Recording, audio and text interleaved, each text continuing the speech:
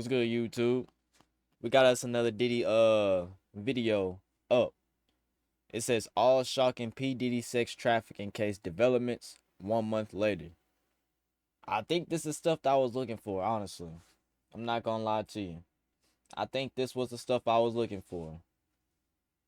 And if it is, I'm scared.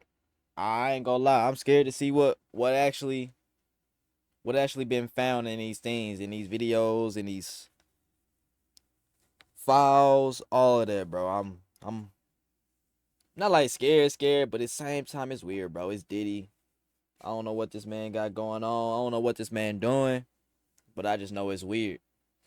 It's a long video, so without further ado, I'm gonna just go ahead and get into it. I might speed it up. I ain't gonna lie, I might speed it up, but I did it in the court papers, and I'm just gonna stick to the court papers. From a new trial date to allegations of government misconduct to issues surrounding an accuser to a third attempt to get out of pretrial detention, we are breaking down some major recent updates in Sean Diddy Combs' case. Welcome to Sidebar, presented by Law and Crime. I'm Jesse Weber. Look, I get it. It can be tough staying up to date on everything that is happening in the Sean Diddy Combs criminal case. It can be tough. what is that? Dude, bro got a sticker on his tooth? Is that Photoshop? I don't know. Anyway, let's just listen to the facts, bro. Tough staying up to date on everything that is happening in the Sean Diddy Combs criminal case. There is a lot that has been happening. So what we want to do for you is give you some of the top recent updates on the case so that you're caught up to speed. Now, before I even get into the updates, I have to set the stage. The 54-year-old music mogul still locked up, still locked away in the Metropolitan Detention Center out in Brooklyn as he awaits trial on federal sex crimes charges, racketeering conspiracy, sex trafficking, transportation to engage in prostitution. Essentially, prosecutors from the Southern District of New York allege that Combs used his business empire and resources and associates to lead a criminal enterprise that was engaged in illegal activity like arson, bribery, kidnapping, even the assault and sex trafficking of women, and that this was going on for years. And more specifically, they allege that he brought in male sex workers for these events called freak-offs, these elaborate sexual performances that he forced, threatened, or coerced people to be a part of, even drugging people, filming these sessions. That's what the allegations are. And that's what's weird, bro. Like, I'm hearing that you had to take this drug before you even got in the party. Like, this was at the door. Y'all wanted to be in this party so bad, bro. Like, I ain't gonna lie to you. I don't know, bro. Me personally, bro, I'm not a drinker either. So if they already finna make me drink before I even come in, I know this party ain't really for me. About to say, it's just like that. Like, come on, man. Come on, man. Come on, man. I gotta remember this not like the other videos. This an hour-long document. So we finna just let this unbrief and then we finna talk about it. But bro, what? Be a part of, even I would just talk about it while it's playing, filming bro. These sessions. That's what the allegations are, and it's a complicated case. I ain't asked for an ad. I know that for sure. Which brings me to the first update. When on earth is this trial actually going to happen? Well, at a status hearing last week, prosecutors, I hate the we defense can't see what attorneys, happened. and the new judge overseeing this case, the Honorable Arun Subramanian, agreed to a trial date of May 5th, 2025. Now, obviously, that can change. For a variety of reasons, but it seems to me that the defense has been pushing for this early trial date. I mean, we were suggesting this trial wouldn't happen until the end of 2025, maybe even 2026. He ain't trying to sit in jail. But the reason that it seems to me that Combs is wanting an early trial date is because he's locked up. He doesn't want to be there anymore. And even though he is appealing his bail, or his denial of bail, I should say, to a new court, and we're going to get into that in a minute, he and his team may be thinking, let's get him to trial as soon as possible with the hope that he's acquitted and he can go home and put it all behind him. We don't want him languishing behind bars for another year or 2 years as he waits to go to trial. But there are a few things with that. You know what could change the trial date? You know what could delay it? If Combs is hit with new charges, if there is a superseding indictment, that's when prosecutors go back to the grand jury with new evidence in an effort to indict Combs on additional charges. I guess that means if they found something else. Like if they found something else, they may even replace a charge. And that means more discovery, more evidence, more material that needs to be shared, more motions. The timeline would shift. You won't see a May 5th, 2025 date if he's ultimately hit with more charges. Very, very, very unlikely. And in a major update during that hearing, we found out that's not so far-fetched. Assistant U.S. Attorney Emily Johnson told the court that the investigation is very much ongoing and that there is a possibility of a superseding indictment. And why would that happen? Well, it could be that through their investigation, analyzing the digital and physical evidence they collected, speaking with more witnesses, including maybe new people who may have come forward, prosecutors may believe they have probable cause that Combs committed more crimes. And by the way, it's interesting during this hearing that prosecutors said their case as it currently stands will take them about 3 weeks, and the defense said their case will take them 1 week. First of all, if there's additional charges, that will change. But the current case taking 3 weeks, the defense saying they'll have 1 week. Ain't it crazy how they said this case is only going to take 3 weeks? Everything that he doing is only going to take 3 weeks. But Young Thug over there been going on trial for like months, going on to a year and stuff.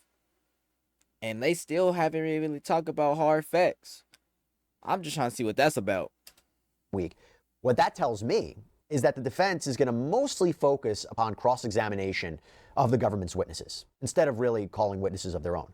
I mean, maybe the defense will call these alleged male sex workers to say that all of these freak-offs were consensual, that no one was pressured, no one was threatened, no one was forced to do anything. And overall, that idea of this being all consensual seems to be what the defense's main theme will be, particularly if you believe that victim 1 in the indictment, who is not named, but a lot of us believe is Cassandra Ventura, Combs' ex-girlfriend, who accused him in a separate lawsuit of physically, sexually, and psychologically abusing her.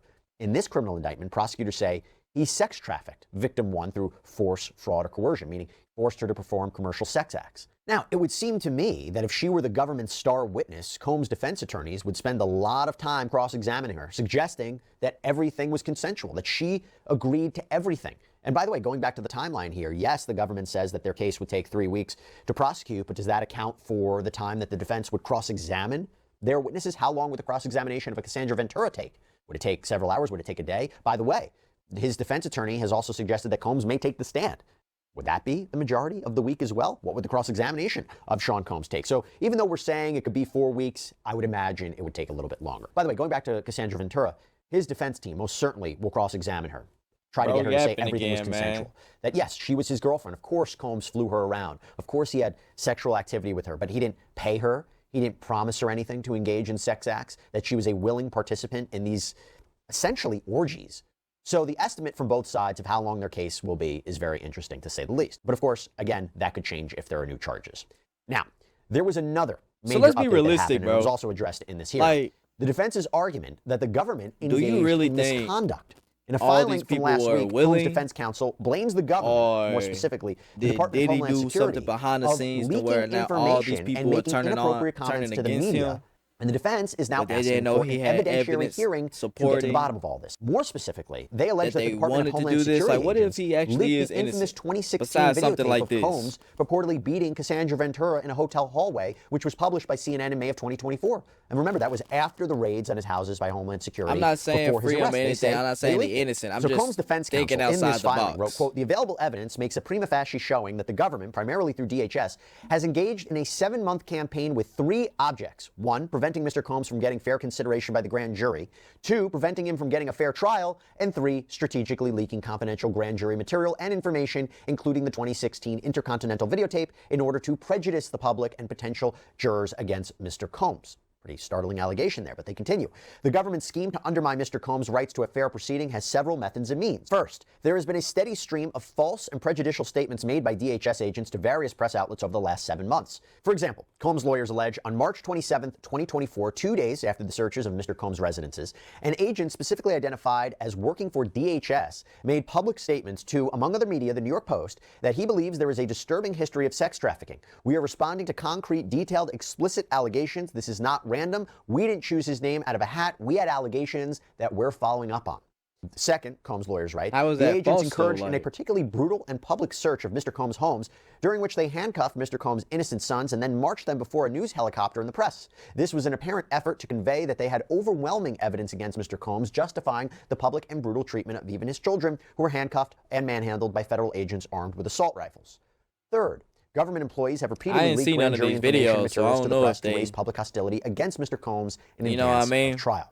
And when it came to the source behind the leak, I don't know if they really got manhandled or Combs' lawyers wrote, an unrelated third party is not a likely source. If a person not in law enforcement were to leak the videotape to a news source, that person likely would have sold the tape rather than simply give it to CNN. So prosecutors, they responded to this by providing the court with a copy of an email that they had sent to Combs' lawyers on October 9th. And it reads, to be clear, to our understanding, DHS did not have possession of the videotape prior to CNN's publication of it.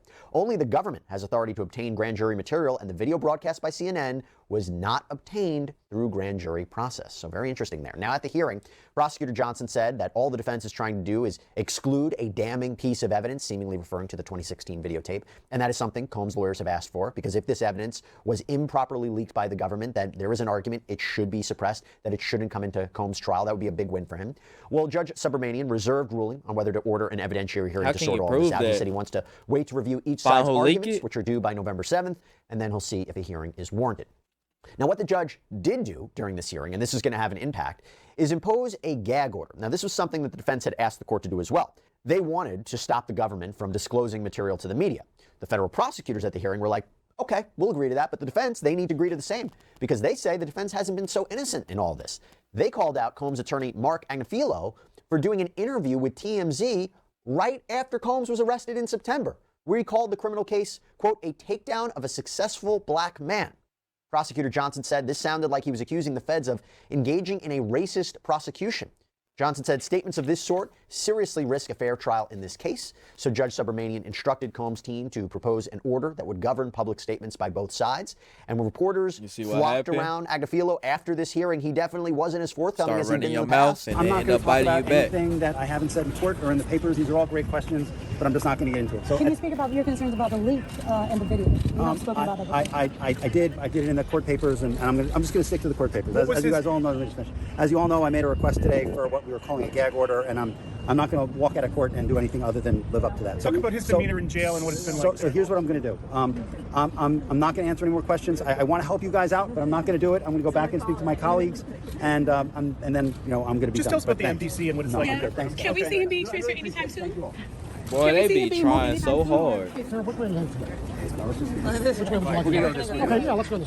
Now, there was something else that happened during the course of this hearing that we have to address. The amount of They discovery be trying so in this hard case. to get an answer, bro. The prosecution indicated the vast amount of material for their forensic teams to extract and review. And I'll give you an example. Prosecutor Johnson said this week I couldn't do that, bro. 96 devices were seized in those March raids on Combs' properties. Phones, laptops, hard drives. 51 of the devices were from the LA raid, 36 were from the Miami raid, and 9 were taken from Sean Combs himself. In fact, 8 of the devices in that Miami raid contain over 90 terabytes of information. Think about that, 90 terabytes.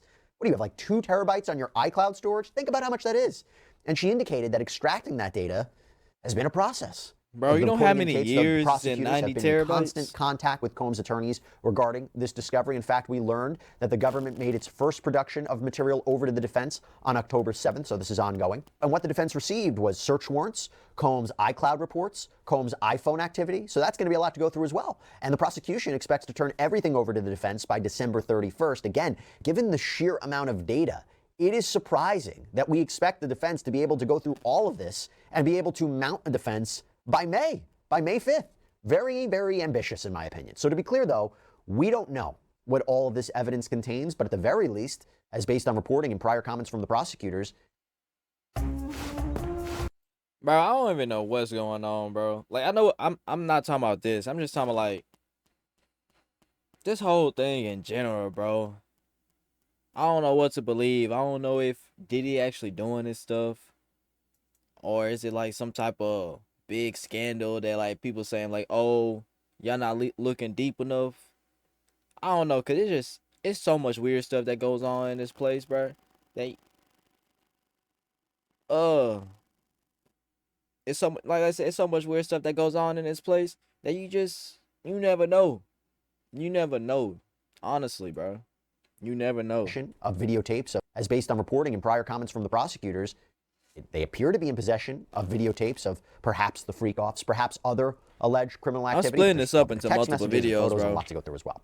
Also, while discovery is due by December 31st, I will also let you know that the motions in this case are due by February 17th, 2025, oppositions by March, replies by March 10th, and then trial on May 5th. Again, ambitious. Assuming there are no snags, assuming there are no further issues, we'll see. Now, there is another update in this case that we have to talk about that wasn't addressed at that hearing. It's something that is happening in a different court. You see, Combs has appealed his denial of bail to a higher court, the Second Circuit Court of Appeals. And remember, 2 different judges already denied him pretrial release. They said given the gravity of the allegations, the weight of the evidence, the potential danger he is to society, the risk of flight, and moreover, allegations that he had been improperly contacting witnesses and alleged victims, Combs should not be let out pending trial. Well, Combs' attorney, Alexandra Shapiro, filed a motion for pretrial release last week with the Second Circuit Court of Appeals, and Shapiro opened the motion by writing, quote, "This case does involve extreme and unusual circumstances, but none that typically foreclose bail or warrant forcing Sean Combs to defend himself from a prison cell. What is extreme and unusual about this case is that Mr. Combs was detained immediately after he was charged,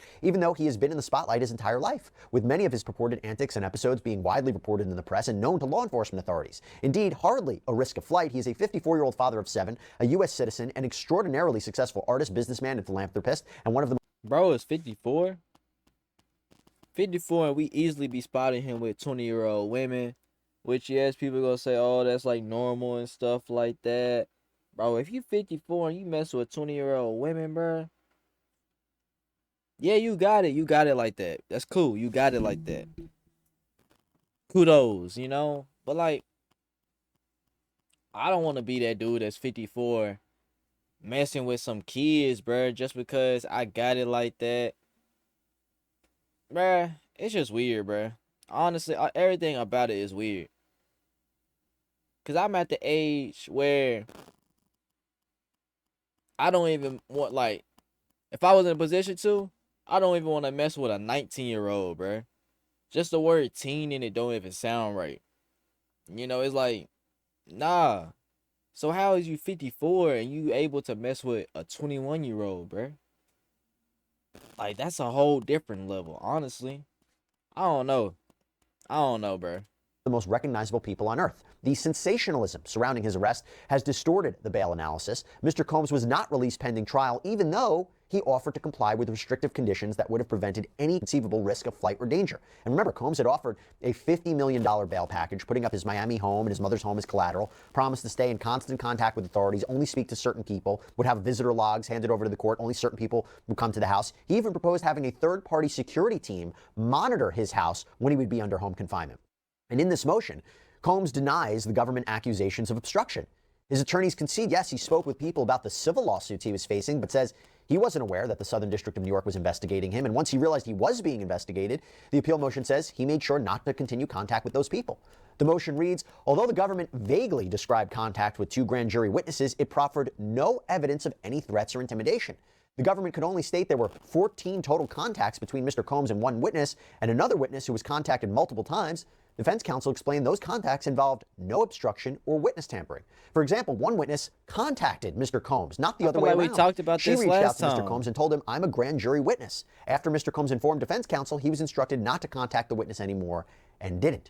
So Shapiro argues the prosecution didn't meet its burden to hold Combs until trial. They've raised a number of very compelling and interesting arguments. Not clear when the court will hear arguments on this or what a decision will be or when a decision will be handed down, but very, very interesting arguments put forward by Sean Combs' defense counsel. Now, I will say this. If Combs were to make bail, would he still want a May 2025 trial date?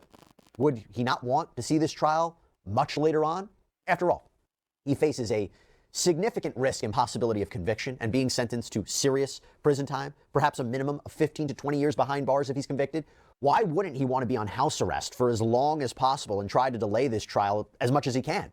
Now, he could feel confident in his case. Maybe he wants to hold the prosecution's feet to the fire. Maybe he wants to get this trial over with as soon as possible. But all I'll say is, if he's granted bail and he is released pending trial, do not be surprised if he then tries to delay the trial date. I just put in that warning. Now, I will say this. Mark Agnifilo did indicate that Combs is not trying to move from the MDC while he awaits the issue on bail. There was reporting that he was requesting to be transferred to a facility in New Jersey, but Agnifilo seemed to say that the MDC had been responsive, so it appears he is going to stay there as he fights this bail issue.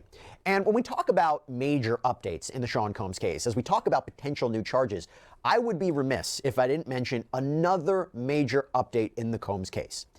A Texas attorney named Tony Busby announced that his law firm plans to pursue legal action against the music mogul. And this would be on behalf of more than 100 victims. More than 24 of those future plaintiffs say they were just kids when Combs allegedly assaulted them, including a 9-year-old.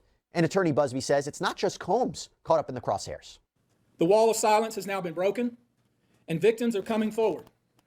Our team has had, at this point, more than 3,285 individuals contact us, with people claiming to have been victimized by Sean Combs. We now represent 120 individuals who intend to bring civil claims in civil court against Sean Diddy Combs, as well as claims against many other individuals and entities that we will name as defendants as we file these individual cases. I expect that through this process, many powerful people will be exposed. Many dirty secrets will be revealed. We know what we are potentially up against. As is always the case in situations like this when a celebrity is involved, people can be downright mean and nasty. You'd be shocked at the length fans will go, no matter the evidence to the contrary, to defend celebrities they love. I mean, there's a reason for this word fans. They're fanatics. I've personally already been threatened multiple times on social media. And when I agreed to pursue this, I expected as much. This isn't my first rodeo. But victims who step forward to have their voices heard should not be subjected to that kind of conduct. They should not be targeted. Now, I will say that, bro, the only reason why it's so hard for, like, some of these people, because some folks be lying. Some folks be lying, and they be making it hard for other people, bro. Honestly, it makes it harder.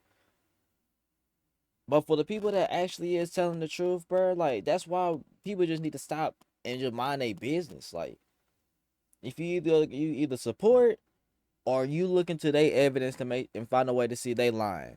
If you don't know, then don't automatically assume, bro, because they could honestly be a victim, and now you shitting on them just because you a Diddy fan. And by the way, according to TMZ, Busby has already sent out demand letters to a bunch of celebrities in order to get them to settle before he files lawsuits against them. Those, he says, who were complicit or participated in this alleged abuse by Sean Combs. And he also claims that some high-profile people have already settled. Now, he says that he's going to first file lawsuits against corporate entities who facilitated the abuse and then file the lawsuits against the celebrities. So it's going to be a very interesting series of weeks ahead. But here's the thing, and I've said this from the beginning.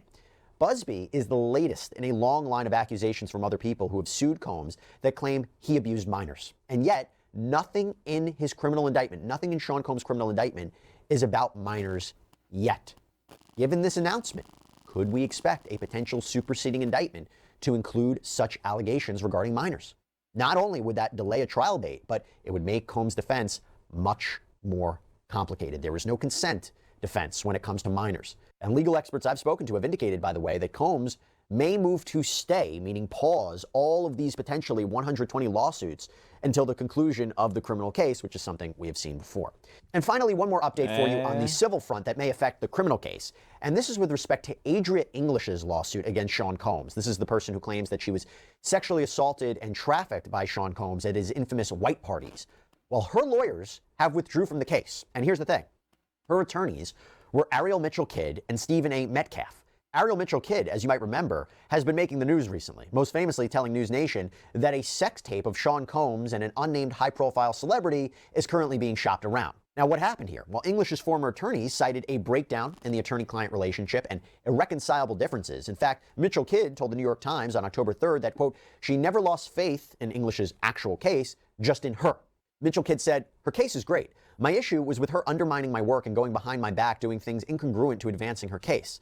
But English seems to be celebrating that these attorneys are no longer on her case. In a statement over the weekend, English wrote, "I am happy with the decision to withdraw, and this has made it easier for her to secure new professional non-clout chasing counsel."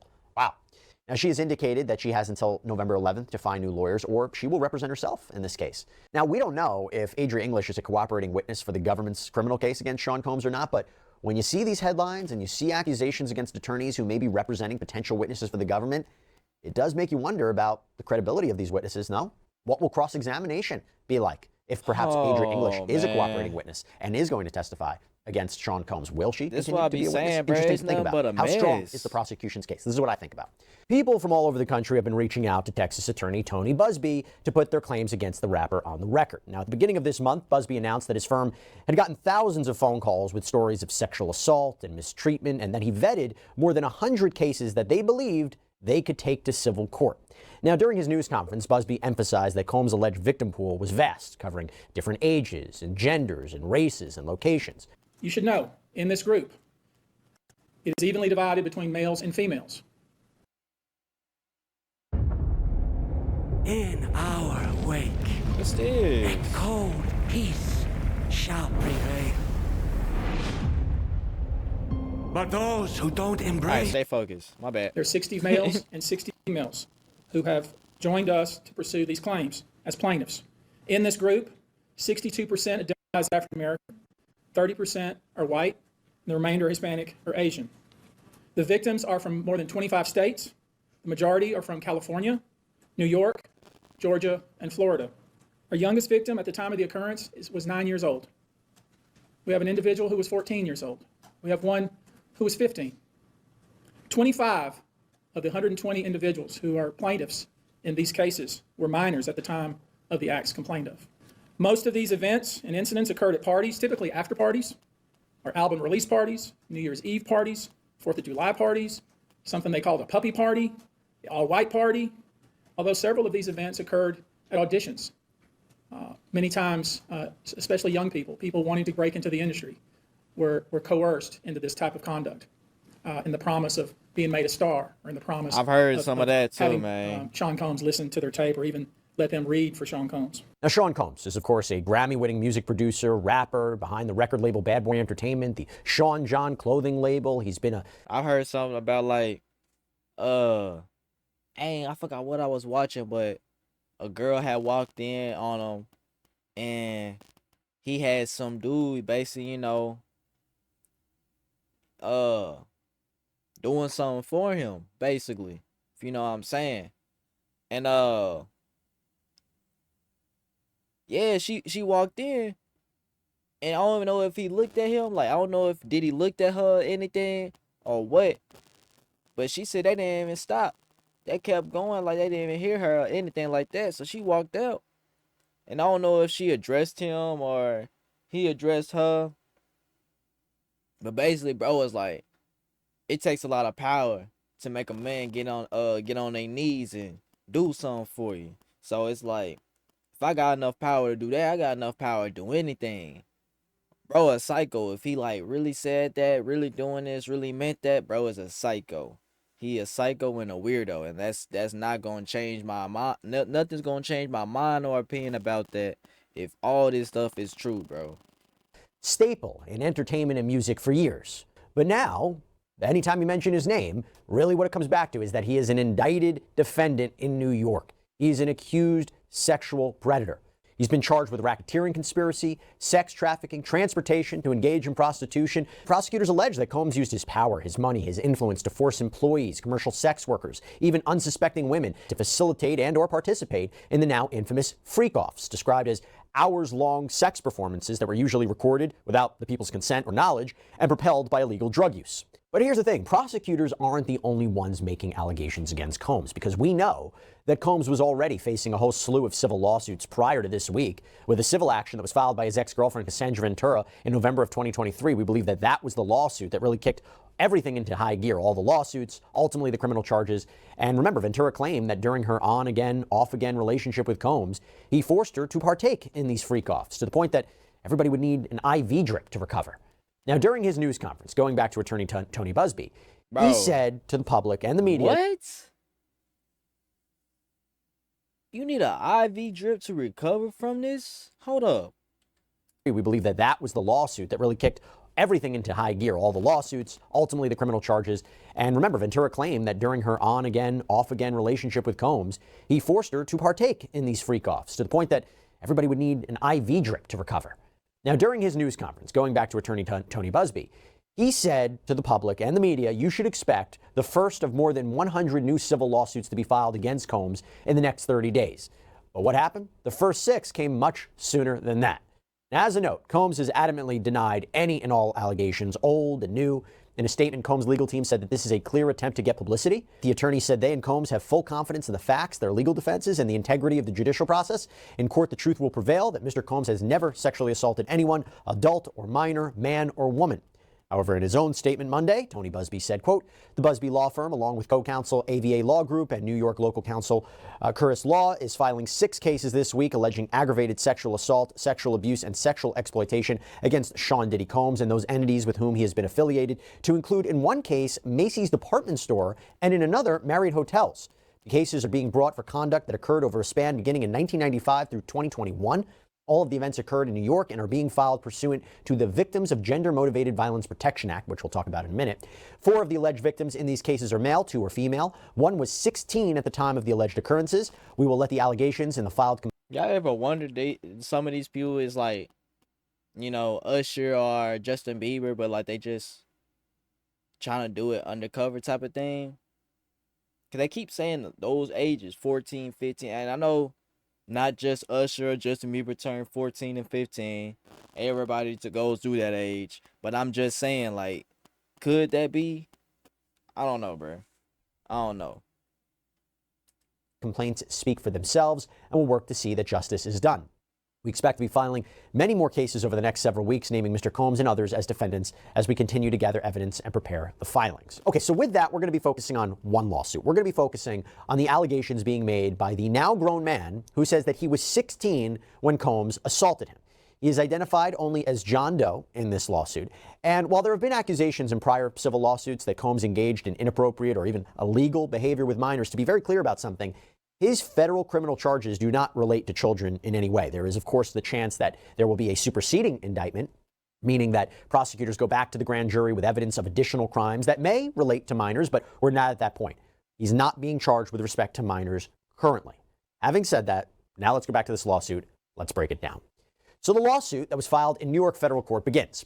This case seeks compensatory and punitive damages for the sexual assault of a minor. Let me stop right there. So compensatory damages are, yes, to compensate a plaintiff for what happened to them, to make them whole again. Punitive damages are a way to punish the defendant for really egregious conduct. So we start there. The assault, which was part of a practice that defendant Sean Combs had of grooming or attempting to groom minors, occurred at what was termed a white party at Combs' residence in New York. The conduct described herein is shockingly typical of defendant. And that's another thing, bro. Like, if they lying, you know how much stuff they gotta go through just to fund this lie? Because they know it was back in the day, so they know it wasn't no freak off. It was called white party back then. I don't know. I'm gonna just let it talk, bro.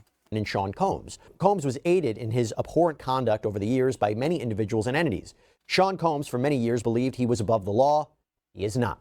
First glance, practice, typical, conduct over the years, these terms, I imagine, will not only be a theme in this lawsuit, but the other lawsuits that are filed by Tony Busby.